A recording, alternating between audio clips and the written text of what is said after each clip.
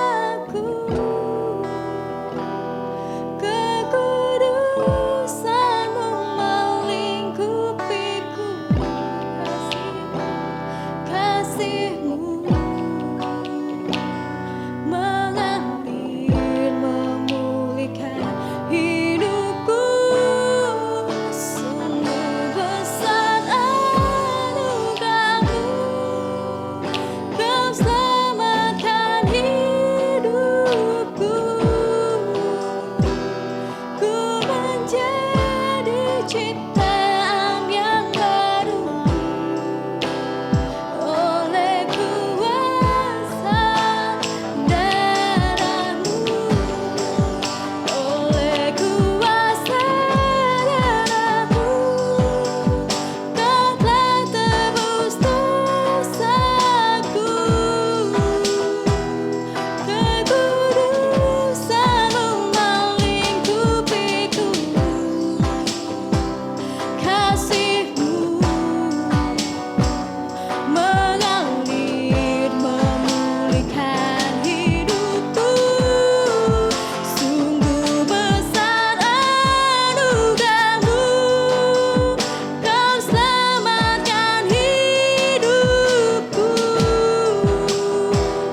Ku menjadi ciptaan yang baru oleh kuasa darah-Mu, oleh kuasa darah-Mu, oleh kuasa darah-Mu. Terima kasih Tuhan, terima kasih Yesus, terima kasih untuk karya salib-Mu dalam hidup kami Tuhan. Sebentar lagi kami akan mendengarkan firman-Mu Tuhan. Biar Engkau yang berbicara pada setiap kami Tuhan. Berkati setiap kami Tuhan. Buka hati, buka telinga kami Tuhan. Biar firman yang kami dengar Tuhan dapat menjadi rema bagi kehidupan kami Tuhan. Terima kasih Bapa, kami siap untuk mendengarkan dalam nama Tuhan Yesus. Haleluya. Amin.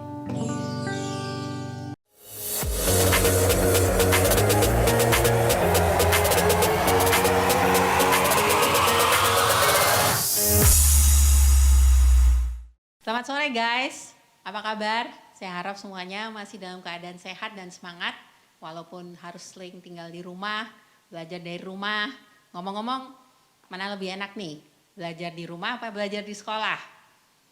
Nah, pasti banyak yang milih belajar di sekolah. Soalnya belajar di rumah rasanya tugasnya tambah banyak ya. Nah, hari ini kita merayakan Paskah, Hari Kebangkitan Tuhan Yesus. Kita sama-sama mau belajar hari ini ya tentang bagaimana apa yang terjadi pada saat Yesus disalib dan ketika dia dibangkitkan.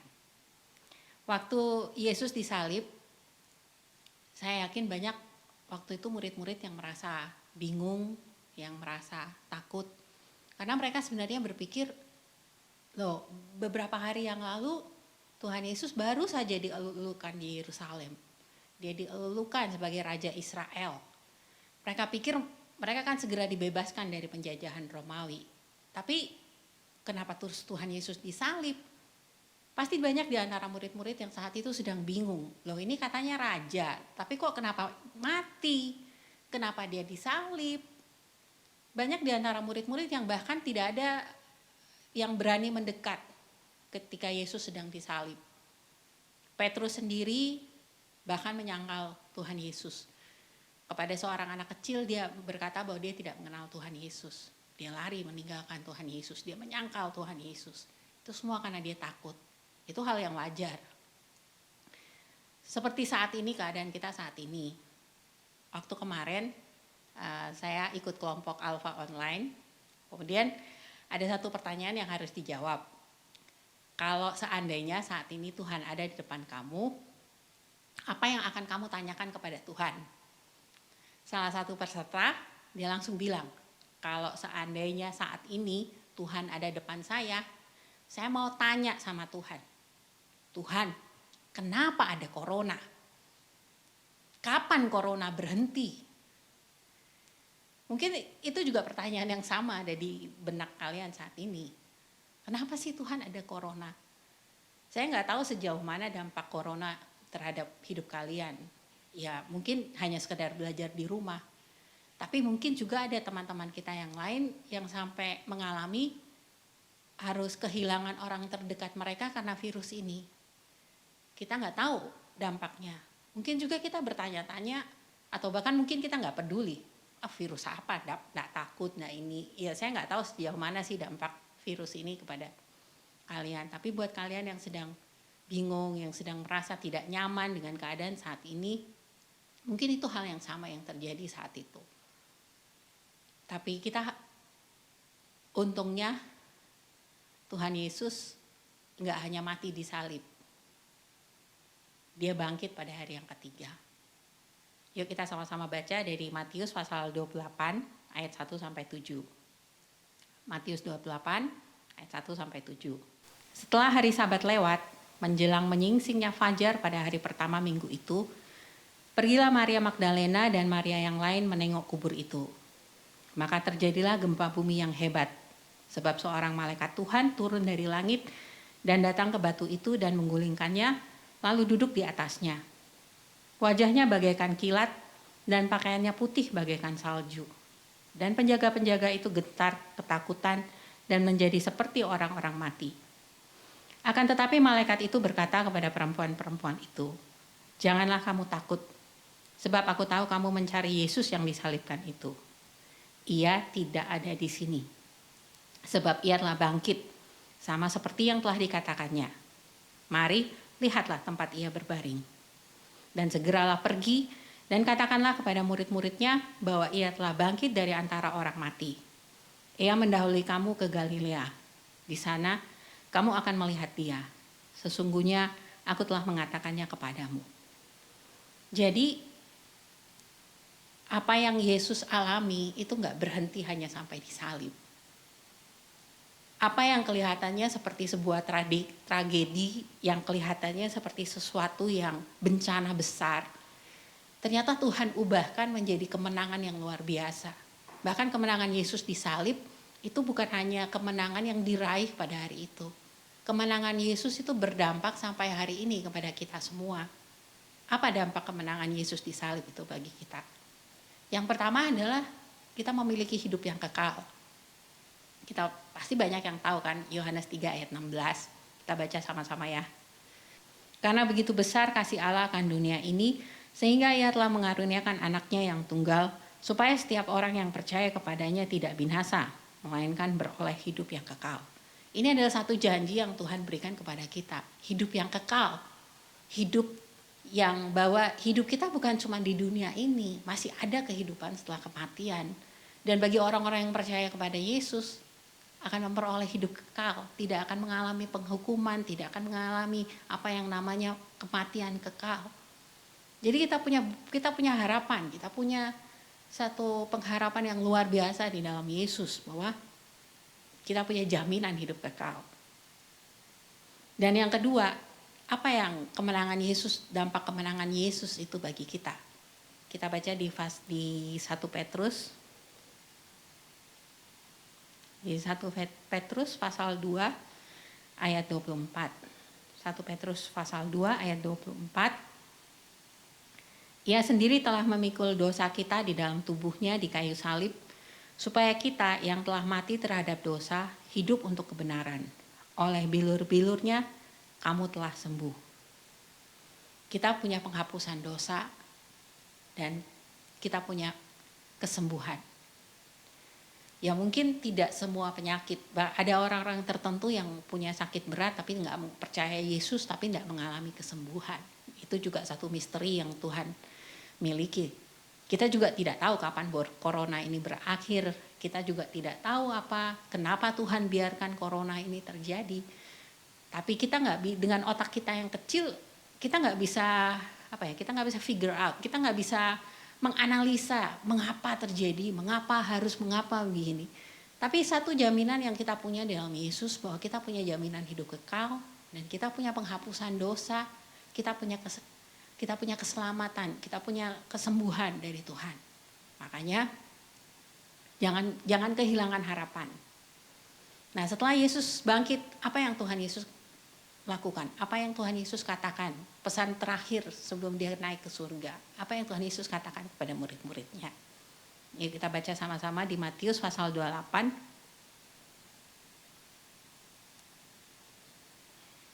Matius pasal 28 ayat 19 sampai 20. Matius 28 ayat 19 sampai 20. "Karena itu pergilah, jadikanlah semua bangsa muridku, dan baptislah mereka dalam nama Bapa dan Anak dan Roh Kudus, Dan ajarlah mereka melakukan segala sesuatu yang telah kuperintahkan kepadamu. Dan ketahuilah, aku menyertai kamu senantiasa sampai kepada akhir zaman. Penyertaan Tuhan itu ada atas hidup kita. Sampai akhir zaman dikatakan. Apakah corona ini akan membawa akhir zaman? I don't know. Tapi yang saya tahu pasti, Tuhan beserta saya. Tuhan menyertai saya. Apapun yang terjadi, dia gak tinggalin saya. Dan dengan pengharapan yang saya punya, dengan jaminan hidup kekal, jaminan kesembuhan yang saya punya, saya gak mau diem aja. Saya mau jangkau teman-teman saya yang gak punya pengharapan seperti saya. Mari kita sama-sama lakukan. Mari sama-sama kita, apa yang Tuhan sampaikan kepada murid-muridnya itu, pergilah, jadikanlah semua bangsa muridku. Mungkin saat ini kita gak bisa pergi, mungkin kita saat ini harus di rumah aja. Tapi kita masih bisa jangkau teman-teman kita dengan WA, dengan media sosial, dengan video call. Banyak hal kita bisa lakukan secara online. Jangan diam, jangan tidak peduli. Tapi mari sama-sama kita menjangkau teman-teman kita, membagikan berita baik, membagikan kabar baik yang kita punya, membagikan pengharapan yang kita punya di dalam Yesus. Mari kita berdoa. Bapak, terima kasih untuk kemenangan-Mu di atas salib bagi kami, Tuhan. Terima kasih untuk penyertaan-Mu, terima kasih untuk jaminan keselamatan yang Kau berikan buat kami. Terima kasih untuk jaminan kesembuhan. Terima kasih untuk jaminan penghapusan dosa bagi setiap kami.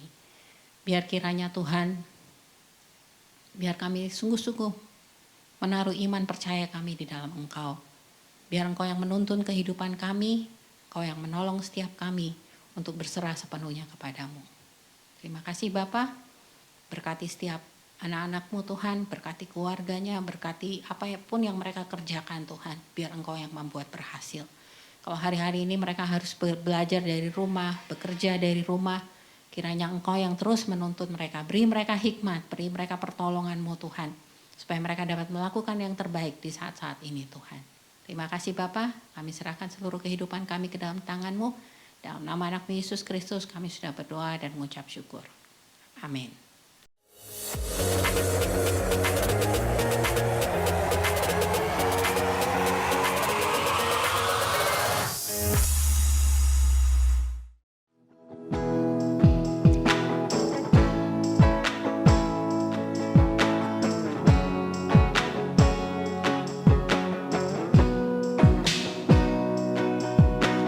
Kasih yang terindah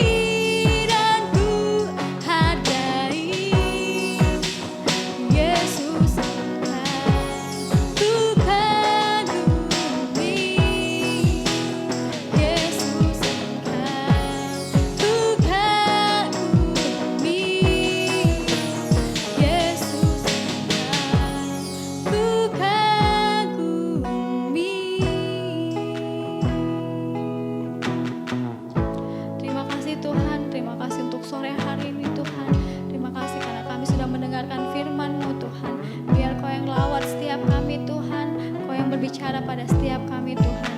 Terima kasih Tuhan, kami sudah berdoa dan mengucap syukur, haleluya.